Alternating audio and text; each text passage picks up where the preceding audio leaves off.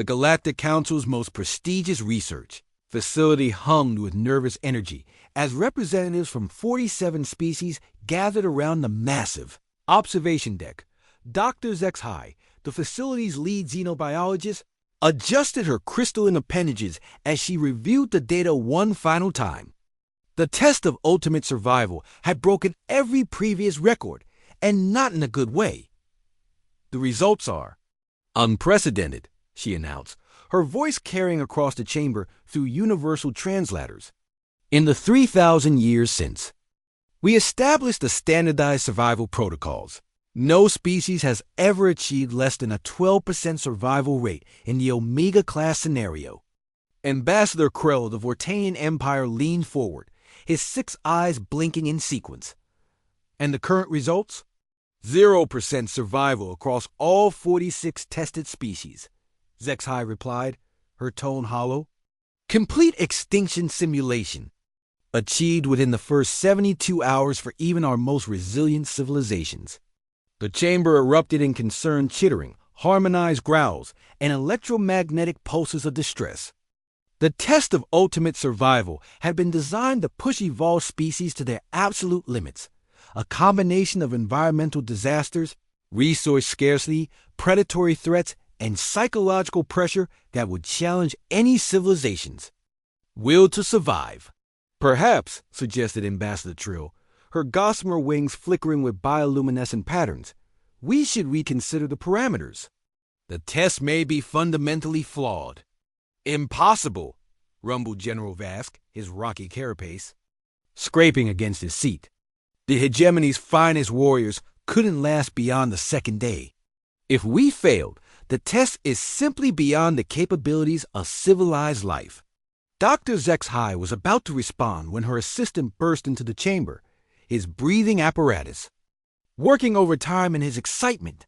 Doctor, the final test subjects have arrived. The ... humans. A collective shudder passed through the assembly. Everyone had heard of the humans, the newest addition to the galactic community, hailing from a world so hostile that most civilized species couldn't survive on its surface for more than a few minutes without life support. They called it a death world, though the humans seemed puzzled by the term. They're requesting to review the test parameters, the assistant continued. They seemed ... amused by something. Within minutes, 3 humans entered the observation chamber. The assembled aliens instinctively moved away from them, not out of fear exactly, but from an unconscious recognition of apex predators. The humans' eyes tracked movement with predatory precision. Their upright stance spoke of confident dominance, and their exposed teeth suggested a species comfortable with violence. The lead human, who introduced herself as Captain Sarah Chun, examined the holographic display of test parameters with interest.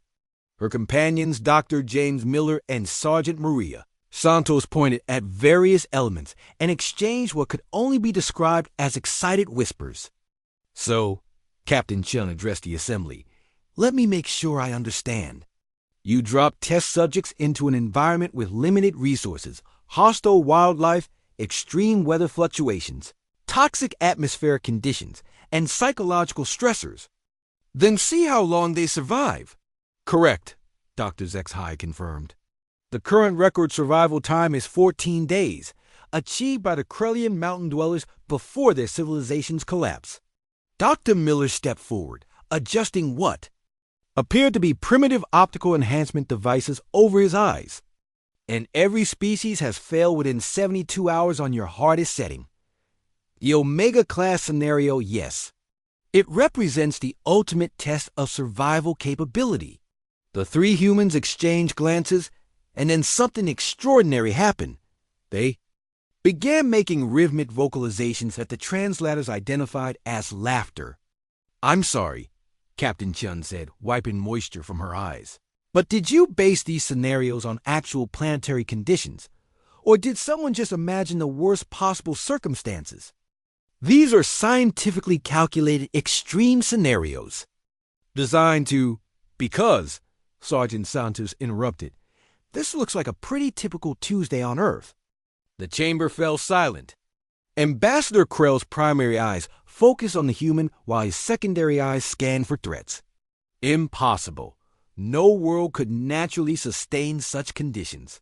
Dr. Miller activated his portable data device, projecting images into the holographic display.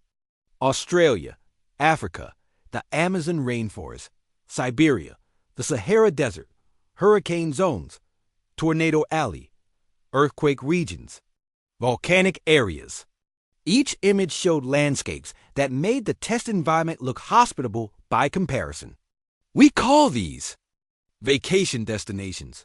The psychological stressors alone should, Dr. Zexhai began. You mean the isolation, resource competition, and threat of death? Captain Chun's expression was genuinely puzzled. That's just survival. We've been doing it for millions of years. General Vask's rocky exterior grinding with agitation. The predator-prey simulation includes creatures with adaptive hunting behaviors, pack coordination, and environmental camouflage. So like wolves? Sergeant Santos asked. Or bears? Crocodiles? Sharks? We domesticated wolves, hunt bears for sport, wrestle crocodiles for entertainment, and swim with sharks for fun. The assembled aliens stared in horrified fascination. As Dr. Miller continued his presentation, the toxic atmosphere simulation. Earth's atmosphere is 21% oxygen that's highly corrosive to most life forms. The weather extremes? We surf tsunamis, climb mountains in blizzards, and throw parties during hurricanes. The resource scarcity? We've survived multiple ice ages, droughts, and famines. Ambassador Trill's wings had stopped glowing entirely. Your species enjoys these conditions. We thrive in them, Captain Chun confirmed. Earth didn't just produce us, it forged us. Every disaster, every predator, every impossible challenge made us stronger, smarter, more adaptable. What you've created here isn't a test of survival. It's a simulation of our childhood playground. Dr. Zexhai's crystalline appendages trembled as the implication sank in. You're saying that your homeworld's normal conditions exceed our most extreme survival scenarios?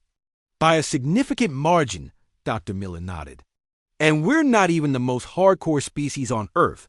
We share our planet with creatures that make. Your ultimate predators look like pets. The three humans conferred briefly before Captain Chun addressed the assembly. We'll take your test, but we'd like to request some modifications to make it more challenging. More challenging? General. Vask's voice was barely a whisper. Maybe add some actual dangerous weather patterns? Some real predators? Limited technology access? Sergeant Santos suggested helpfully. As it stands, this looks like a relaxing camping trip. As the humans were escorted to the test environment, Dr. Zexhai turned to her fellow researchers with a dawning realization. We've been testing survival capabilities based on civilized world parameters. We never accounted for species that evolved under conditions that would terminate most life forms. 3 days later, the results came in. The humans had not only survived the Omega-class scenario, they had thrived, improved the environment, domesticated 2 of the predator species, established a sustainable food production system, and built recreational facilities. When asked for their assessment, Captain Chun's response became legendary throughout the galaxy. Thanks for the vacation. Do you have anything more challenging? Maybe something that actually resembles Earth conditions? The test of ultimate survival was quietly retired the following year. The Galactic Council established new protocols for evaluating species from high-intensity evolutionary environments, worlds they now respectfully term Deathworlders. And somewhere in the archives, a note was added to humanity's file. Recommend extreme caution when designing challenges for Deathworlder species. What doesn't kill them makes them laugh.